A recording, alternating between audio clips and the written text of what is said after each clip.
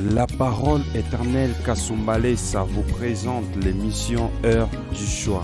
Créons l'homme à notre image et à notre ressemblance afin qu'il domine sur la terre. Donc Dieu a soumis les lois terrestres sous l'autorité de l'homme. Pasteur Richard Wagner. La prière en dehors de la parole, c'est une incantation. Quand vous priez sans connaître la volonté de Dieu, vous êtes en train de faire une incantation comme les sorciers. Dis à mon peuple, je suis celui qui calme les tempêtes. Je ne connais pas quelles sont les tempêtes de ta vie. Peut-être tu as des tempêtes financières, tu as des tempêtes en famille, tu as des choses contraires qui viennent contredire les promesses de Dieu. Les tempêtes étaient là pour empêcher la barque d'avancer. Mais avec Jésus, tu avanceras. Pour cette émission, contactez le 081 01 58 074 ou les 099 87 40 322. Que Dieu vous bénisse. Mais ils sont bloqués. Peut-être à cause du péché, ils ont détruit ce que Dieu leur avait donné. Tu es peut-être ici, tu sais que tu es appelé par Dieu, mais tu as servir le Seigneur. Passé, laisse-moi te dire, notre Dieu, c'est un Dieu qui ramasse ceux qui sont tombés. Il peut te donner un ministère plus glorieux que l'ancien. Alléluia.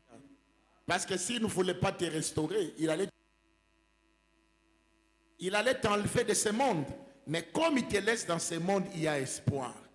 Il a encore un projet avec toi. Éphésiens 5, 16 à 17. La Bible dit ceci, 15 à 17 d'Éphésiens 5. Prenez donc garde de vous conduire avec circonspection, non comme des insensés, mais comme des sages. Rachetez le temps, car les jours sont mauvais. C'est pourquoi ne soyez pas inconsidérés, mais comprenez quelle est la volonté du Seigneur. Colossiens. Nous sommes dans Colossiens 4, 5. Conduisez-vous avec sagesse envers ceux du dehors et rachetez le temps. Et nous terminons avec Joël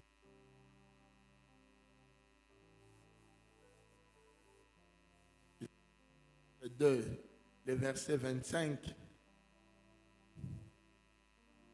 Qu'est-ce que la Bible nous dit dans Joël 2, 25?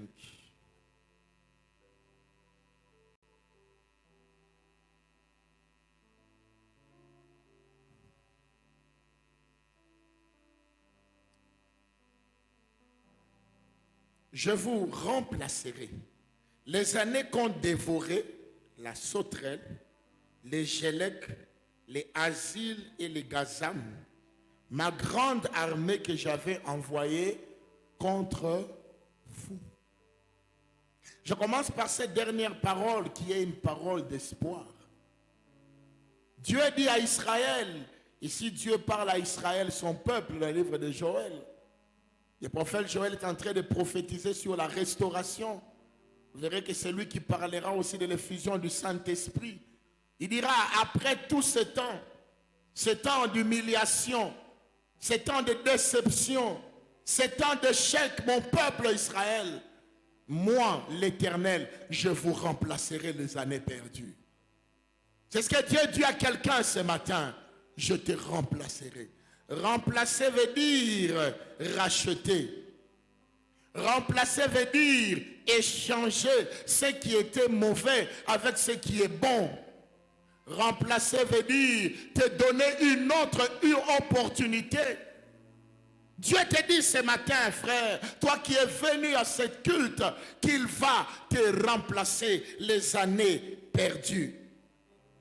Les années qui ont été dévorées par les sauterelles, les gélèques, les asiles et les gazam. Vous connaissez, ce sont des différents animaux qui détruisent les champs. Les différents animaux, lorsqu'ils entrent dans une plantation, ils laissent que la mort et la sécheresse. Oui, ces animaux, je ne sais pas comment cela sera pour vous. Peut-être ces animaux, c'est votre péché. Votre péché a consommé la grâce de Dieu sur vous.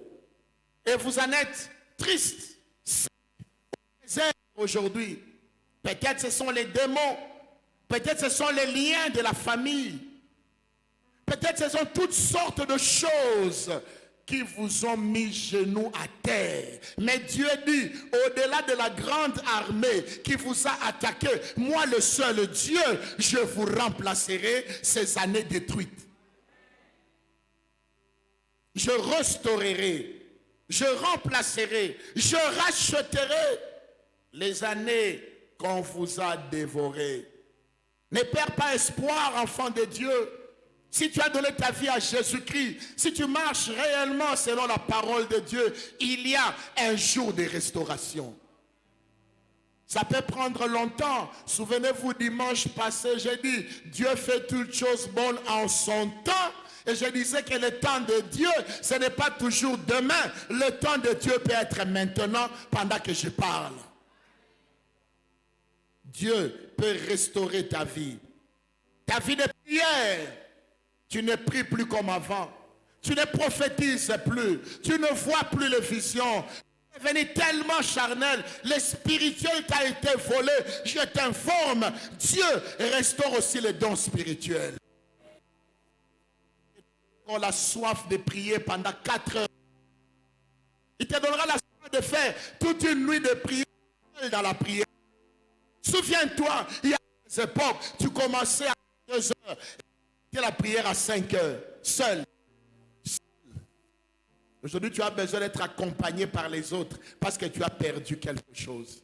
Tu as perdu ta consécration. Si tu te répands, tu as perdu. Il le fera parce qu'il est Dieu. Cette parole n'est pas une parole de flatterie, c'est une promesse de Dieu. C'est le Dieu des restaurations. Mais pour que cela arrive, les 2 passages nous montrent que Dieu nous donne un commandement. Si vous regardez la similitude entre Colossiens et Éphésiens, c'est l'impératif utilisé. Racheter le temps. Ici, ce n'est pas un conseil que Dieu nous donne. Ce n'est pas une proposition entre plusieurs propositions. Vous pouvez racheter le temps si vous voulez. Non, Dieu dit, rachète le temps. Donc, si tu veux expérimenter la restauration, tu dois obéir à ces commandements, celui de racheter le temps. Comment faire pour racheter le temps perdu? C'est là la grande question à laquelle nous voulons répondre ce matin. Car nous voulons tous expérimenter la restauration, mais il faut racheter. Il faut payer quelque chose pour retrouver la gloire perdue.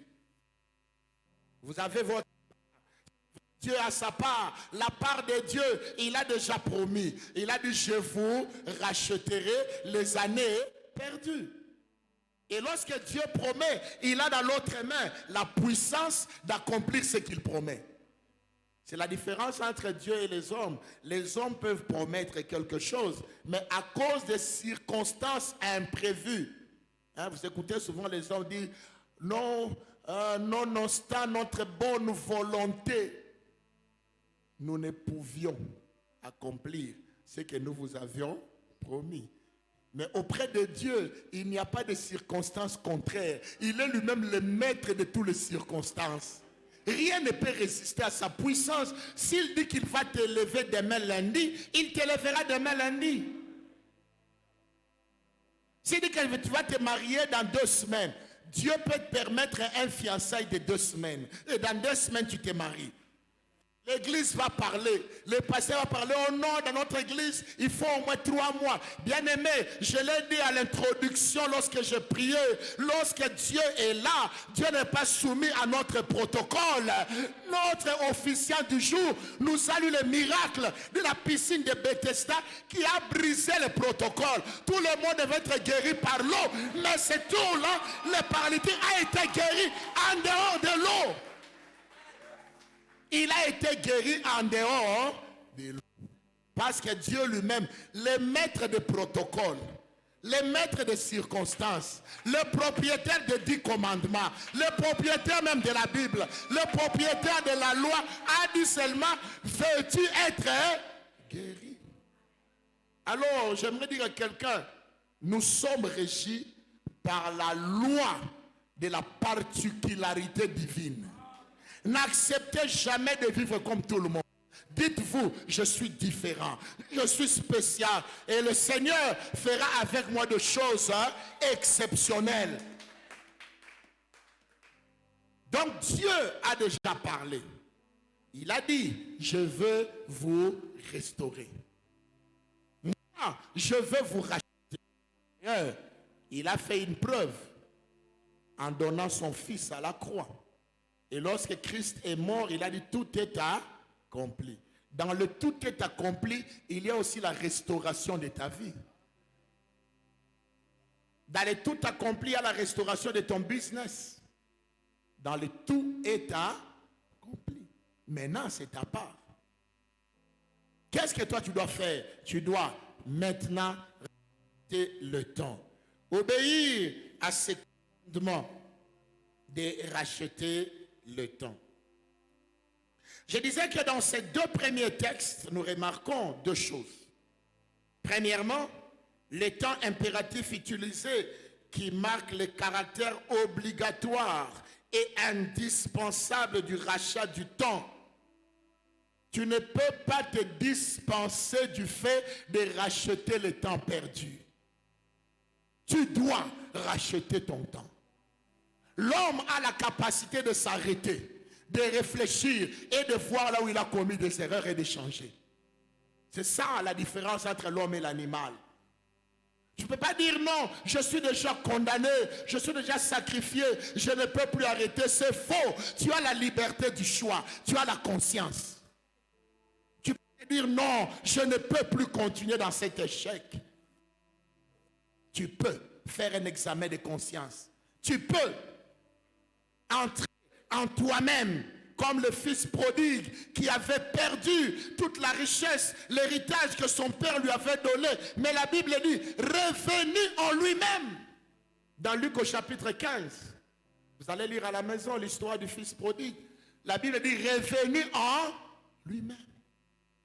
Il y a un temps, frère, pour écouter les paroles des autres, mais surtout il y a un temps pour écouter son propre cœur.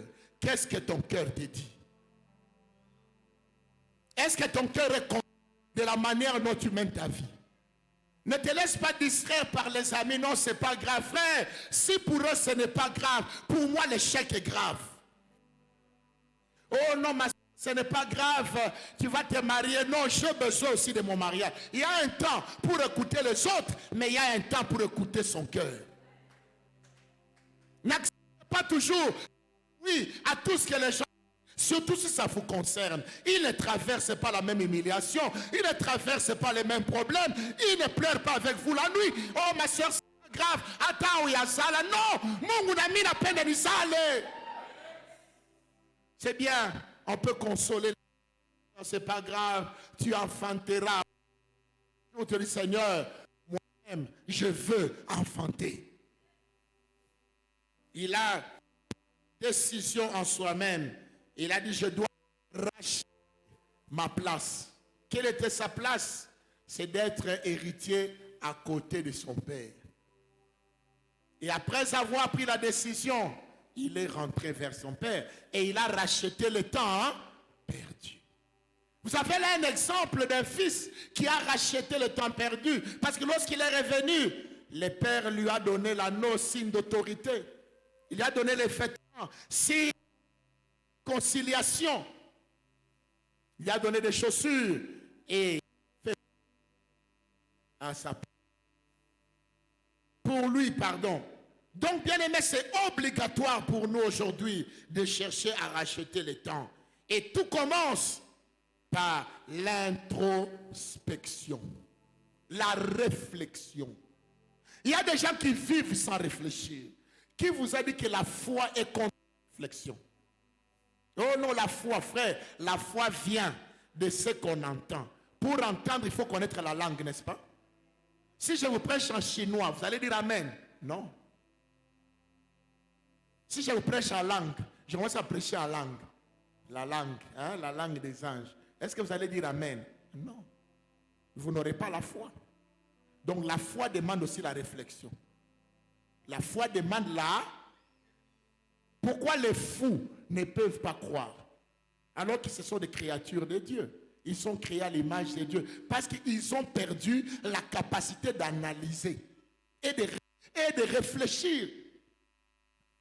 Donc, bien aimé, la première chose à faire, c'est de réfléchir. Allons à Agé au chapitre 1er. Israël s'était retrouvé aussi dans un temps de marasme, dans un temps de déception, d'échec. Mais Dieu leur a donné un conseil. Vous verrez ces mots. Réfléchissez à vous-même. Il reviendra plusieurs fois au chapitre 1er de Agé, le prophète Agé. Je ne vais pas lire tous les textes. J'ai choisi juste quelques mots.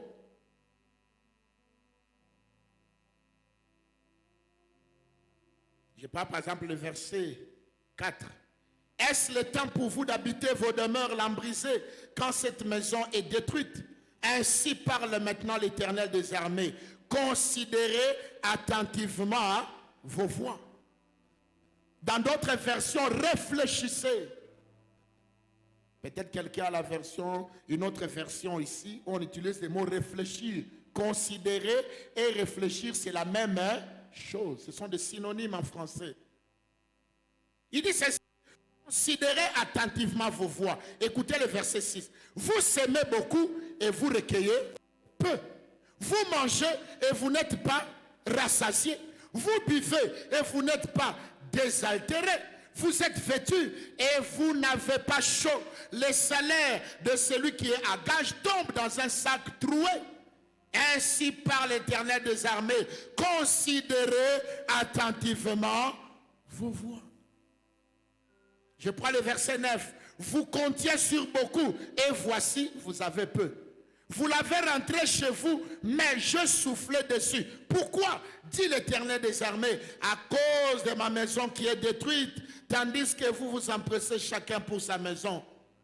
C'est pourquoi les cieux vous ont refusé la rosée et la terre a refusé ses produits. Dieu dit à Israël, la raison pour laquelle vous vivez la sécheresse, parce que vous ne réfléchissez pas.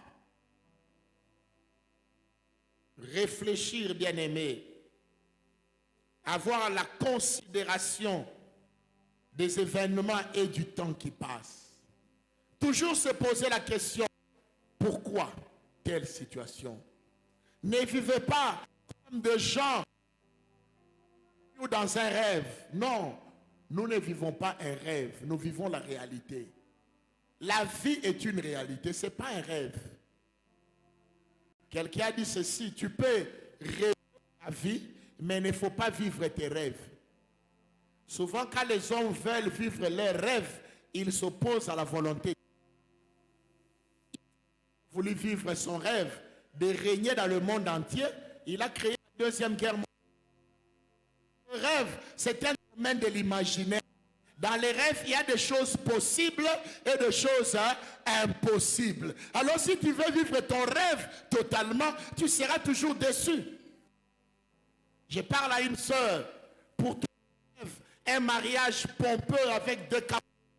Alors les frères qui viennent maintenant n'a pas de véhicule, n'a même pas une moto. Et tu dis non, ce n'est pas lui l'homme de ma vie. Ma soeur, il peut acheter une décapotable après 5 ans du mariage. Et toi tu repousses. Non, moi j'attends mon prince charmant.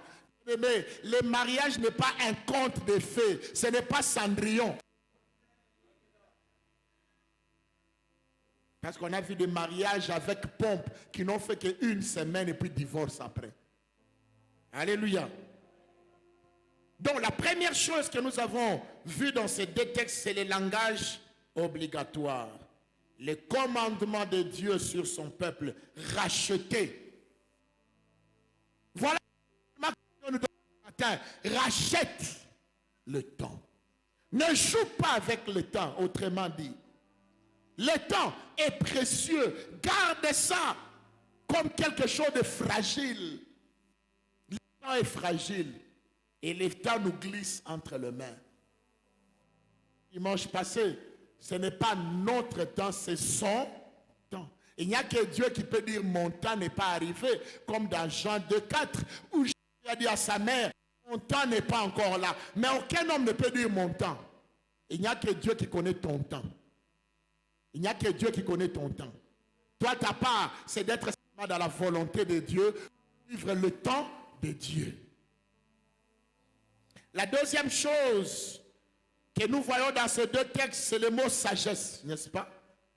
Que ce soit dans Thessaloniciens, plutôt dans Éphésiens, que ce soit dans Colossiens, on parle de racheter le temps. Ça, c'était la première chose. La deuxième chose, on parle de la sagesse. Soyez sages. Ayez une attitude de sagesse. Et on a parlé des mots que nous avons utilisés au début de nos enseignements. La circonspection. La circonspection qui est une autre définition du mot sagesse dans le dictionnaire. La circonspection, c'est quoi? La qualité d'avoir des limites, d'avoir une discipline, de savoir dans quelque chose. On n'est pas embrouillé ni à droite ni à gauche. On sait ce qu'on veut. On a des objectifs à atteindre. C'est ça aussi la sagesse. Il dit, vivons avec circonspection dans Éphésiens chapitre 5, 16 à 17. La circonspection ou la sagesse est attachée à notre rapport avec le temps. C'est donc une affaire sérieuse, comme le psaume 90, le verset 12 nous dit, enseigne-nous à bien compter nos jours.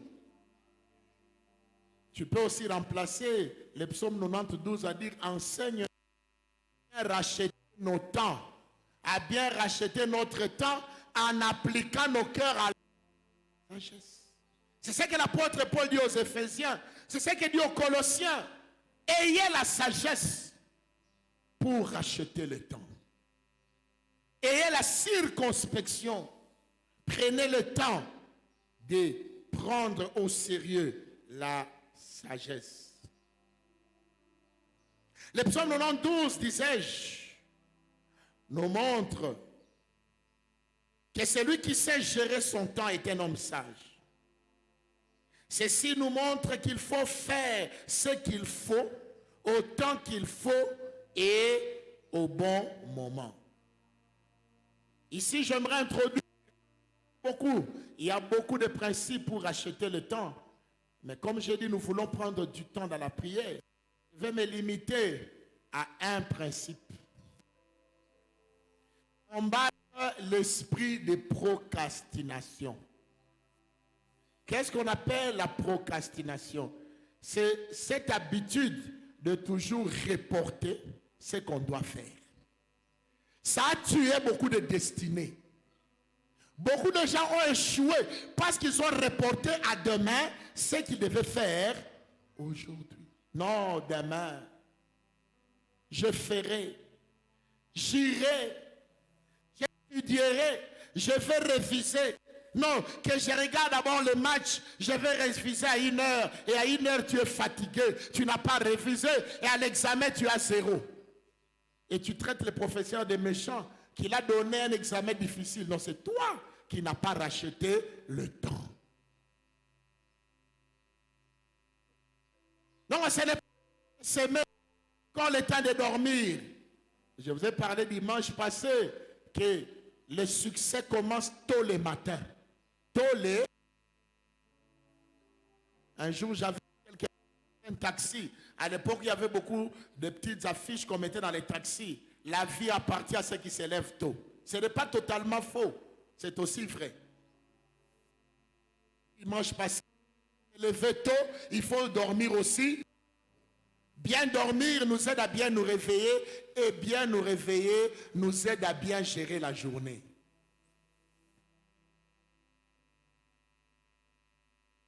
L'esprit de procrastination. Reportez toujours. Je ferai demain. J'irai demain. Bien-aimé, demain ne t'appartient pas. La Bible ne te vante pas du lendemain car tu ne sais pas ce qu'un jour enfanté. Tu ne sais pas ce qu'un jour peut enfanter. Il y a des choses qu'il faut faire aujourd'hui, pas demain. Je le répète, il y a des choses qu'il faut faire aujourd'hui. Il y a des appels que tu dois passer aujourd'hui, pas demain. Je donne un exemple. Tu es en conflit avec lui. Tu es conflit avec lui. Tu vois le pasteur te dit, ma soeur, il reste ton père. Tu dois l'appeler pour te réconcilier. Mais toi, tu résistes. Tu dis, non, je vais appeler plus tard. Je vais appeler demain. Et on t'informe qu'à 4 heures du matin, il est mort. Quel remords tu auras? Quel remords? J'avais les unités. Mon pasteur m'a conseillé d'appeler. C'est pourquoi beaucoup de gens vivent dans les remords et dans les regrets. Le regret de n'avoir pas saisi l'opportunité lorsqu'elle s'est présentée, frère. Il y a des opportunités qui ne se présenteront jamais 2 fois dans votre vie. Dieu vous donnera autre, n'aura plus la même qualité que ce que vous avez négligé. Parce que Dieu punit la négligence. Même s'il restaure, mais il punit aussi la négligence. C'est un Dieu juste. Ici, nous allons prendre l'exemple de Jonathan. Jonathan, un des fils de Saül, très attaché à David. Mais Jonathan n'a pas régné avec David. Pourquoi? Parce qu'il a remis à plus tard son attachement avec David. Quand j'ai lu ce texte, j'ai été brisé. J'ai dit, c'est ce qui nous arrive, Seigneur. Moi-même, je regarde à ma vie. Combien de fois j'ai raté certaines opportunités seulement parce que j'ai remis à demain. Et vous savez, lorsque vous avez raté une opportunité venant de Dieu, la culpabilité demeure pendant longtemps. Pendant longtemps, vous allez même si je ne sais pas ce que je devais avoir. Tu sens mais prophète, Dieu t'a montré quelque chose, parle. Tu n'as pas parlé, un accident est arrivé, la personne est morte. Tu ne diras pas. Tu te diras, peut-être si je lui avais dit, il n'allait pas aller à Lubumbashi. Tu resteras avec les remords. Et Dieu gardera les remords pendant longtemps. Tu garderas les remords pendant longtemps pour que tu apprennes une leçon. Comme ça, la prochaine fois, dès que l'opportunité se présente, tu seras le premier à accepter. Lisons 1 Samuel 23, de 16 à 18. Je n'ai pris que de petits passages parce que j'aimerais qu'on prenne un temps dans la prière. 1 Samuel 3, 16 à 18. Nous raconte l'histoire, de la perte de la royauté. L'histoire de la perte de la royauté par notre frère Jonathan. Lisons 1 Samuel 23, 16 à 18. Jonathan parle, il dit à David ceci. Ce fut alors que Jonathan, fils de Saül, s'éleva et alla vers David dans la forêt. Il fortifia sa confiance en Dieu. Jonathan a fortifié la confiance de David en Dieu. Comment? Et il lui dit, ne crains pas, c'est Jonathan qui parle à David. Ne crains rien, car la main de Saül, mon père, ne t'atteindra pas. Tu régneras sur Israël et moi je serai au second rang près de toi. Saül, mon père, le sait bien aussi. Ils firent tous deux alliances devant l'Éternel et David resta dans la forêt et Jonathan s'en alla chez lui. C'est là le problème. Jonathan, pourquoi tu es parti? Lorsque l'alliance est conclue, le combat doit s'engager. Lorsqu'on traite alliance, on ne recule plus. Non, Jonathan voulait d'abord jouir du bonheur du palais. Attends, c'est toi qui m'as révélé que mon père ne me touchera pas. C'est toi qui m'as choisi. Lisez très bien. Jonathan avait la révélation. Il avait la connaissance de la volonté de Dieu. Il a même dit, tu vas régner. Que mon père le veuille ou pas. Toi, David, tu vas régner. Mais moi, je serai le second.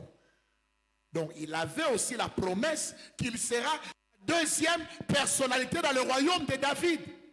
Je vais vous dire une chose, frères et sœurs. Avoir la promesse de Dieu ne suffit pas. Il faut vivre cette promesse. Beaucoup de chrétiens, lorsqu'ils reçoivent une prophétie, ils ont la prophétie, les bras croisés. La prophétie, l'obéissance dans la prière. Je le répète, lorsque vous recevez une prophétie, c'est le moment d'augmenter la dimension de prière et d'obéissance. Parce que la distraction peut vous voler l'accomplissement de cette prophétie. C'est encore, je vois l'image de 50 fils de prophètes. Dans 2 Rois chapitre 2. Ils avaient la révélation que Dieu allait prendre Élie ce jour-là. C'est pourquoi je dis, avoir la révélation ne suffit pas. Il faut protection. Après la révélation, il faut des actions. Qu'est-ce que tu as fait de ce que Dieu t'a déjà dit? Tu n'es là qu'en train d'attendre. Je ferai. Le futur ne t'appartient pas. Le futur appartient à Dieu, frère. Notre jour, c'est aujourd'hui. Le jour que Dieu a donné à l'homme s'appelle aujourd'hui. C'est pourquoi la Bible dit, si vous entendez sa voix aujourd'hui, n'endurcissez pas votre... parce que demain ne vous appartient. Les 50 fils de prophètes devaient être enlevés. Ils ont même dit à Élisée, sais-tu qu'aujourd'hui, vous savez, il y a certaines personnes qui s'enorgueillissent de leurs promesses. Moi, j'ai des promesses. Nasa moi na elaka. Mais sur le terrain, qu'est-ce que tu fais? Sur le terrain, qu'est-ce que nous voyons? Tu as des promesses que moi j'appelle stériles. Or, les promesses de Dieu ne sont pas stériles. Les promesses de Dieu ont, elles, la capacité de s'accomplir. On dit, ton maître sera enlevé aujourd'hui. Est-ce que tu le sais? J'ai aimé Élisée. Élisée aussi savait dire, oui, je le sais, mais taisez-vous. Élisée ne s'est pas arrêté à savoir que Élie sera enlevé. Élie a cherché à m'encourager. Je serai enlevé. Tu me suis encore pourquoi? Non, je veux la double portion de ton esprit. Élisée a marché de Gilgal jusqu'à la fin avec Élie. Et quand vous voyez la distance, si vous regardez les cartes de la Bible, ce n'est pas des petits chemins, c'est a pris du temps.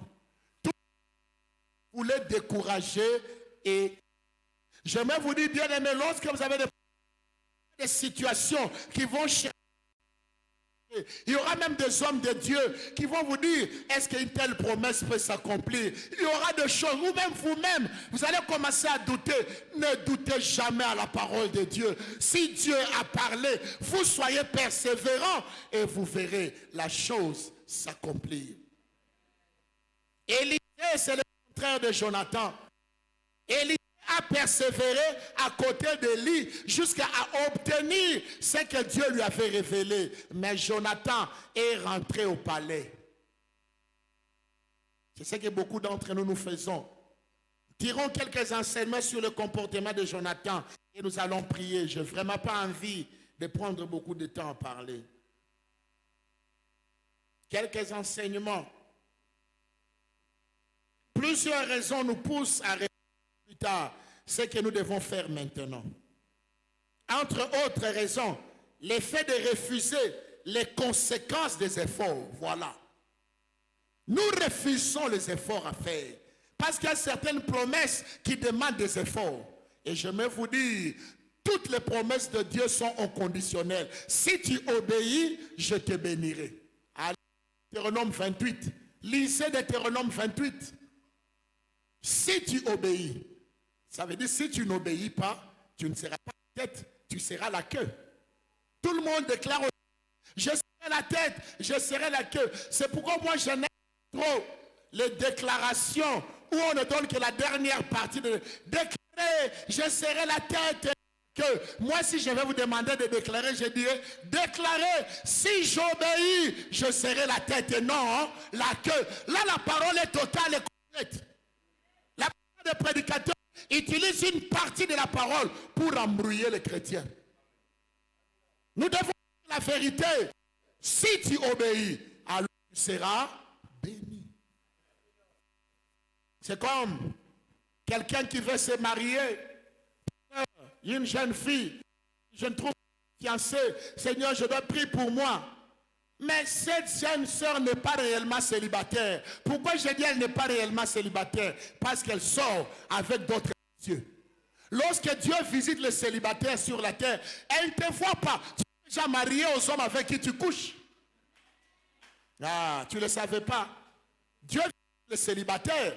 Il cherche vrai célibataire. Toi, frère, qui va à la rue de la mort, il paraît qu'il y a une rue de la mort. Tu vas à la rue de la mort, prendre nos jeunes sœurs là-bas. Et tu dis, pasteur, je n'arrive pas à me marier. Mais tu es déjà marié. La Bible dit, celui qui s'attache avec une prostituée devient avec eux une même chair. Sois d'abord un vrai célibataire. Bakia Kwanza 2 ans. Ah oui, Abambaka Mwanamouke. Là, Dieu te donnera une femme. Reste 6 mois, ma soeur. Tu refuses les hommes d'autrui. Dieu te donnera ton mari. Si tu obéis, alors je te bénirai. Ne devons pas mentir au peuple de Dieu. On doit vous dire la vérité. Les promesses de Dieu sont conditionnelles. Si tu n'obéis pas, les autres seront bénis et toi tu vas seulement acclamer les bénédictions des autres. 30 ans, 35 ans, 40 ans et fatigué, tu vas les faire un enfant caché de la ménopause.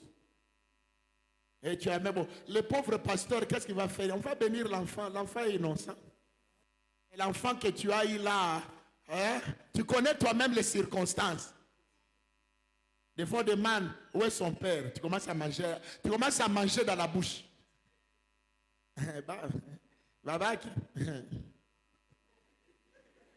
Votre geste a déjà parlé.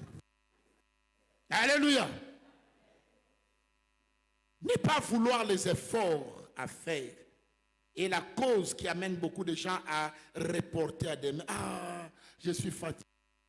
Mais je me rappelle, lorsque nous préparions nos examens, nos TFC, on mettait les pieds dans les bassins d'eau pour ne pas dormir. Pourquoi? Parce qu'on voulait réussir. Il m'est arrivé de commencer à écrire toute une nuit jusqu'au matin en train d'écrire. En train d'écrire. Écrire TFC. Quand les productions font travailler. Non. J'ai dû acheter le temps. Et parmi les meilleurs TFC de l'époque, les miens étaient là. Bien aimé, les sacrifices amènent aux meilleurs. Vous pouvez vérifier à liste ADC. Parmi il y a les TFC de votre pasteur. Mais je devais même... Alléluia. Il y a des fois même les cafés ne réagissent plus.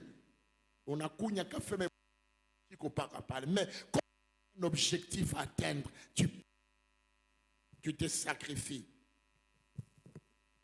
Non seulement le fait d'avoir peur des efforts à consentir, mais il y a aussi l'ignorance de la valeur de ce qu'on doit avoir. Quand tu ignores la valeur de ce que tu vas avoir, tu vas négliger. La Bible dit Jésus-Christ, en vue de la gloire qui lui a été proposée à cause de la croix, il a méprisé l'ignominie parce qu'il voulait la gloire d'être roi des rois et seigneur des seigneurs, mais il a accepté le sacrifice de la croix. Est-ce que vous connaissez la valeur de votre destinée? Non, quand vous ne connaissez pas, vous allez vivre dans la négligence. Je rate. Il y a des choses, quand tu as raté, tu as raté. Pour retrouver ce que tu as raté, tu vas gêner, hein? Montagne après, hein? Montagne. Alors, voici quelque chose, quelques éléments sur le syndrome de Jonathan. C'est une maladie. Dans votre liste de maladies, ajoutez une nouvelle maladie. Il n'y a pas que le sida qu'on appelle syndrome immunodéficience acquise, quelque chose comme ça, non. Il y a aussi le syndrome de Jonathan. C'est quoi le syndrome de Jonathan?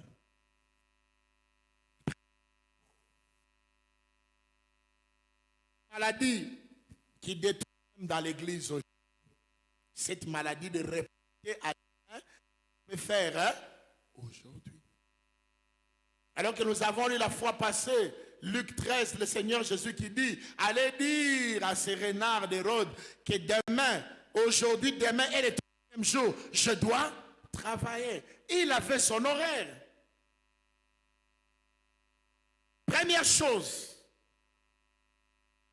quand vous voulez savoir si vous souffrez de cette maladie, je vous donne quelques critères et après nous allons prier. Premier élément, vouloir régner sans souffrir. Est-ce que vous êtes de ceux qui règnent sans souffrir? Je donne un exemple. Vous trichez pour réussir aux examens. Un tricheur, c'est un Jonathan. Il ne veut pas souffrir.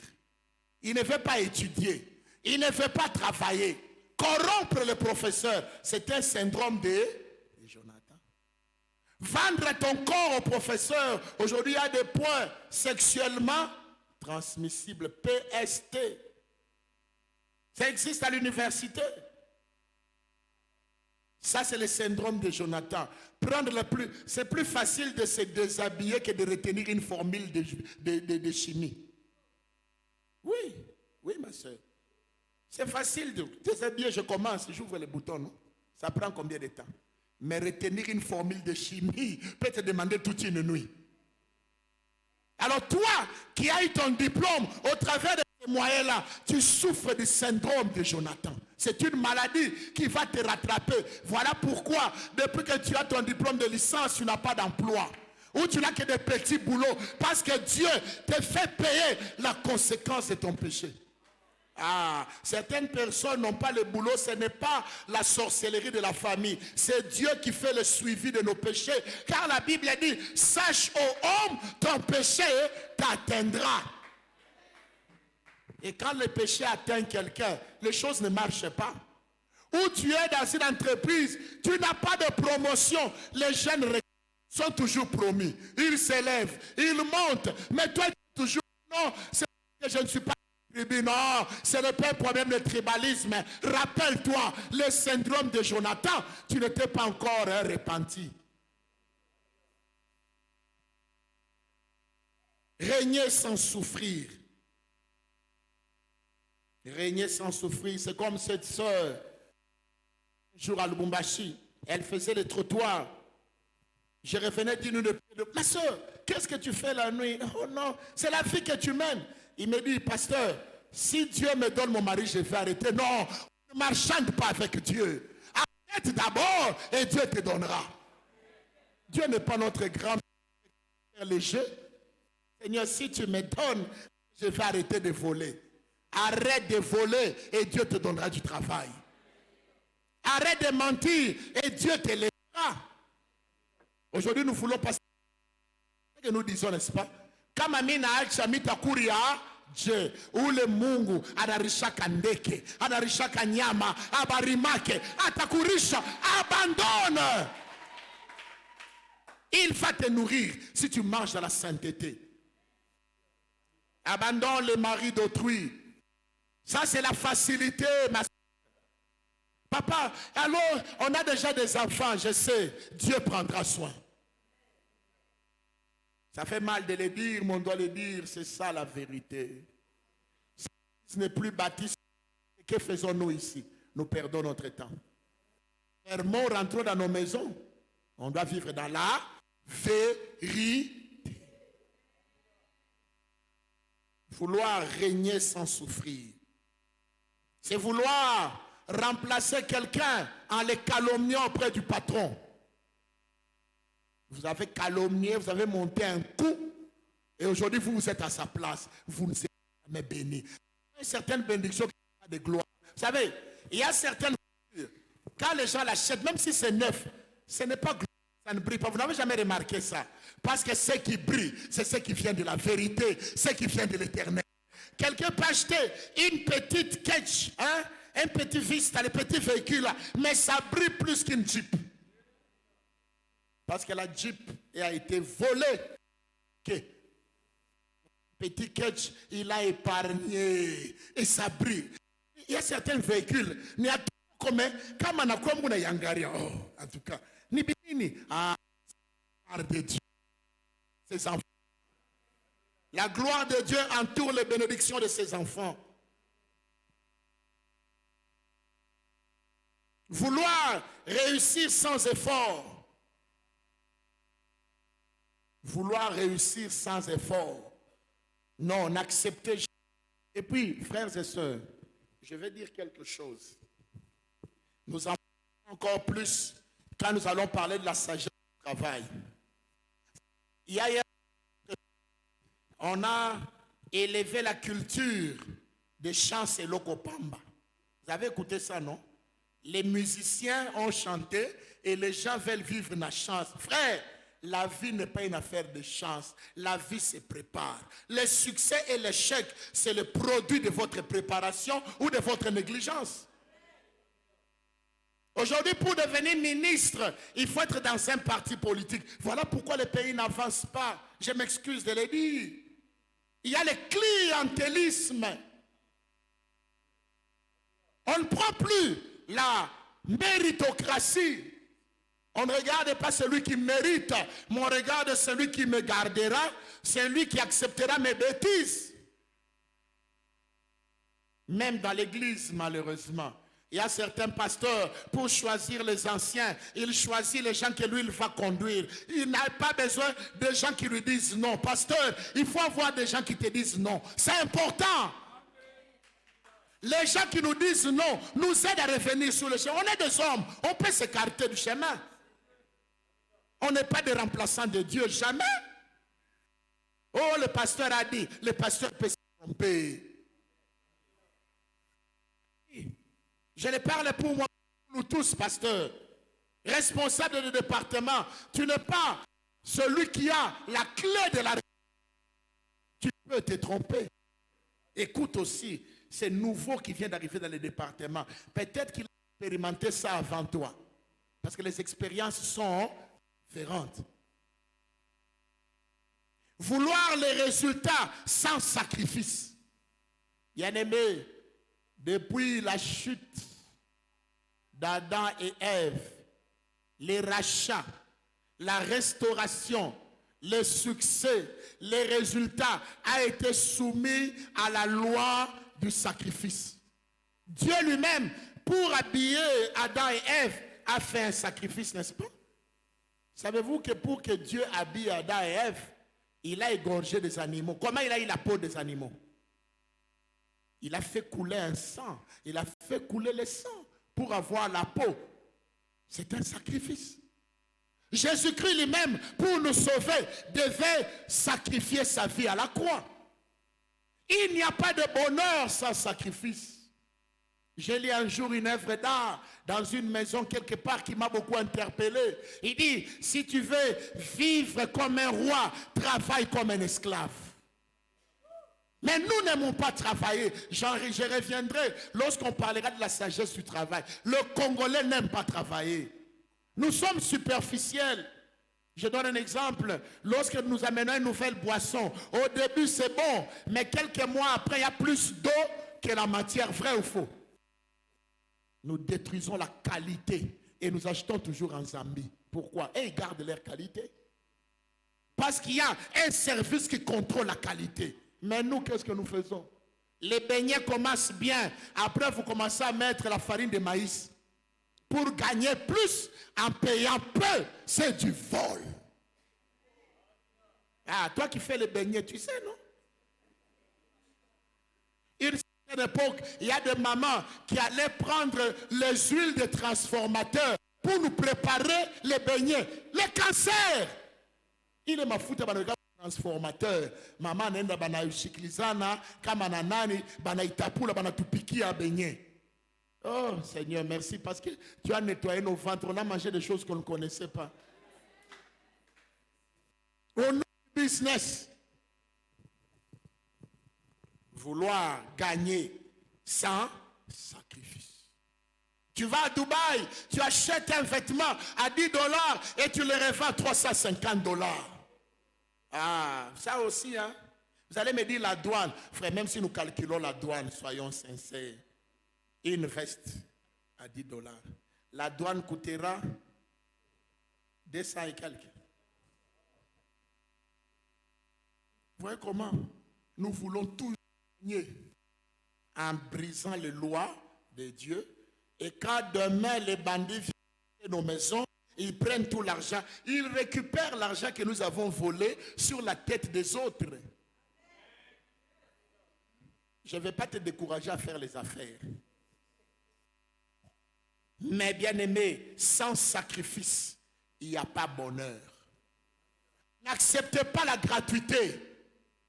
Vous savez, nous aimons beaucoup la gratuité. Non, la gratuité nous endort.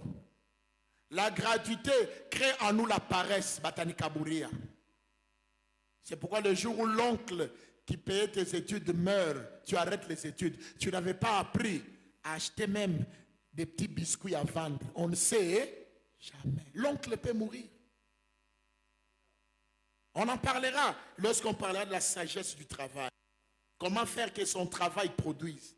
Mais j'ai pris cet exemple parce que le Saint-Esprit m'a poussé à en parler lorsque nous parlons du syndrome de Jonathan. C'est encore vouloir gagner, combattre. Il y a des chrétiens qui ne veulent pas. Dès qu'il y a un qui le dérange, Dieu, tu es où? Mais c'est normal que le démon te dérange. Tu dois combattre. Le combat spirituel et biblique. Je vais vous dire, dès que nous avons accepté Jésus comme Seigneur et Sauveur, nous avons déclaré la guerre à Satan. Satan n'est pas content que tu n'ailles plus en boîte. Satan n'est pas content que tu ne prennes plus l'alcool. Satan n'est pas content parce que ton nom a été effacé à la rue de la mort. Je ne sais pas pourquoi j'insiste sur cette théorie aujourd'hui. Il y a quelqu'un qui est abonné là-bas. Va te désabonner au nom de Jésus. Va dire,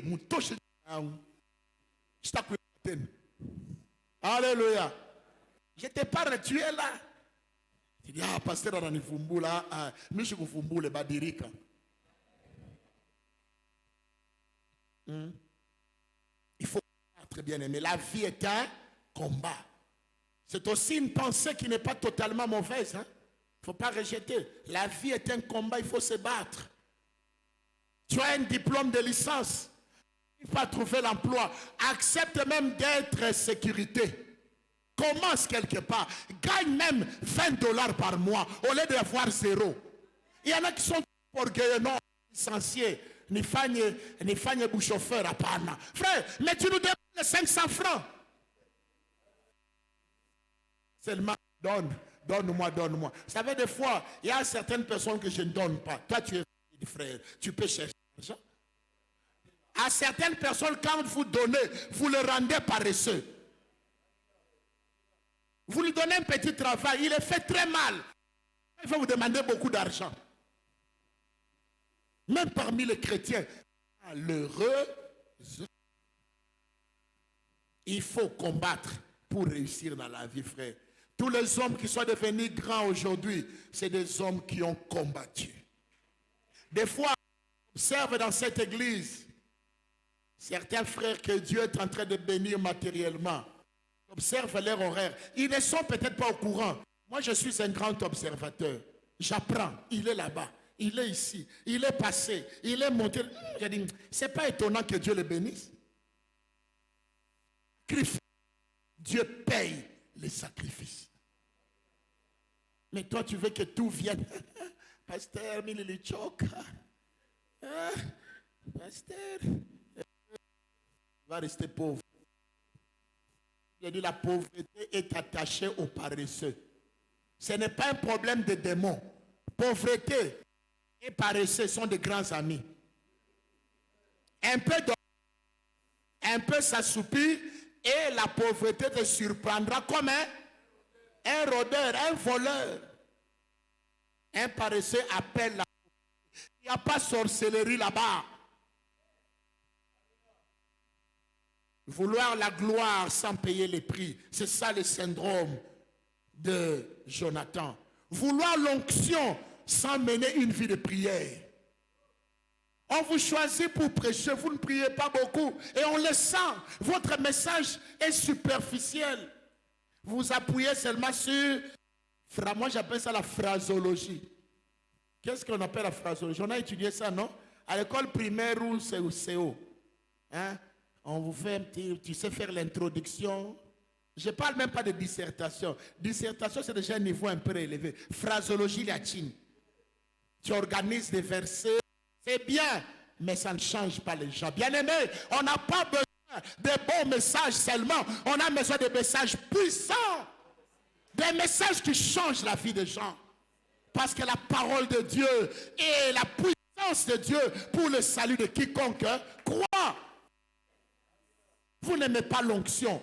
Tout le temps à la télé, tout le temps pas visiter les amis. Quand est-ce que vous cherchez l'onction? Nous avons l'habitude de faire les programmes un mois à l'avance. Nous donnons aux frères au début. Vous allez passer tel mercredi, tel vendredi. Et moi, quand je me mets, j'écoute quelqu'un dire, il ne s'est pas préparé. C'est bien, c'est beau, mais ça ne change pas quelqu'un. Bien aimé, c'est l'onction qui change. Et l'onction vient de la prière. L'onction vient des jeûnes. L'onction vient du sacrifice. L'onction vient de l'obéissance. Vous pensez, bien aimé, réunir les gens, c'est seulement parce qu'on parle. Il y a des bons parleurs, frère. Il y a des gens qui parlent mieux que nous, frère. D'ailleurs, nous commettons des articles, participes, nous mélangeons. Faisons un effort, bien-aimé. Cherchez l'onction en payant les prix de l'onction. Ne soyons pas comme Jonathan, bien-aimé. Pas racheter le temps. Pour lui, racheter le temps, c'est de s'attacher à David. De faire ce que Dieu avait voulu de faire. D'accepter de rester à la brousse. Lui, il a aimé la nourriture. Il a aimé les vins du palais. Il a aimé les honneurs du palais. Quelquefois, pour que Dieu t'élève, tu dois quitter le confort dans lequel tu te trouves aujourd'hui. Tu es chez ton grand frère. Il te nourrit. Tu manges 3 fois par jour. Il t'endort. Toi, tu t'occupes à l'aider, à amener ses enfants à l'école, à faire... C'est pas mauvais, mais jusqu'à quand? Quand est-ce que tu vas commencer ta vie? Est-ce que je parle à quelqu'un? Ma soeur, tu es toujours à côté chez ta soeur, c'est pas mauvais. Mais quand est-ce que tu vas te marier? C'est parce que tu as peur de commencer une vie de sacrifice. L'une des choses qui a permis à Pierre d'avoir la pêche miraculeuse, c'est lorsque Jésus a dit, allons dans les profondeurs. Il a enlevé Pierre qui était dans un lieu de confort, à côté de la berge, à côté de la plage. Si les bateaux chavirent, sans nager, on sera sauvé. Mais Dieu lui dit, allons dans le eaux profondes. Bien-aimé, la gloire dépend de la profondeur. Il faut accepter d'arriver là où il y a des vagues. Mais comme tu as Dieu, tu sais que mon Dieu ne permettra pas que la vie ne puisse chavirer. Il est un Dieu fidèle. Il me gardera dans les épreuves. Il me gardera dans le combat. Il me gardera dans les difficultés. Si une armée s'élève contre moi, je serai en paix. Car celui qui me tient la main s'appelle El Shaddai. Il faut risquer. Termine par là. Racheter le temps, c'est risqué. Faire quelque chose où tu dis où ça passe, où ça casse. C'est le fait de dire Léo Njo, Léo. Grand frère Mina, unaenda kulala kanisa. Oh, unaacha kitanda, uko na shambre mujima yako, ya ina yangu ni ya batoto yako. Posez la question à ceux qui ont risqué. Aujourd'hui, ils sont heureux. Ils ont quitté leur famille. Ils sont allés comme à l'aventure. Mais c'est eux qui nourrissent leur famille aujourd'hui. Car Dieu bénit ceux qui risquent dans la vie. Lèvons-nous à prier. Lèvons-nous tous, bien-aimés. Alléluia. On va prier pendant quelques instants. Racheter le temps. Et quitter le Seigneur de Jonathan. La procrastination. La parole éternelle Kasumbalesa vous présente l'émission Heure du choix. Créons l'homme à notre image et à notre ressemblance afin qu'il domine sur la terre. Donc Dieu a soumis les lois terrestres sous l'autorité de l'homme. Pasteur Richard Wagna. La prière en dehors de la parole, c'est une incantation. Quand vous priez sans connaître la volonté de Dieu, vous êtes en train de faire une incantation comme les sorciers. Dis à mon peuple, je suis celui qui calme les tempêtes. Je ne connais pas quelles sont les tempêtes de ta vie. Peut-être tu as des tempêtes financières, tu as des tempêtes en famille, tu as des choses contraires qui viennent contredire les promesses de Dieu. Les tempêtes étaient là pour empêcher la barque d'avancer. Mais avec Jésus, tu avanceras. Pour cette émission, contactez le 081 01 58 074 ou les 099 87 40 322. Que Dieu vous bénisse.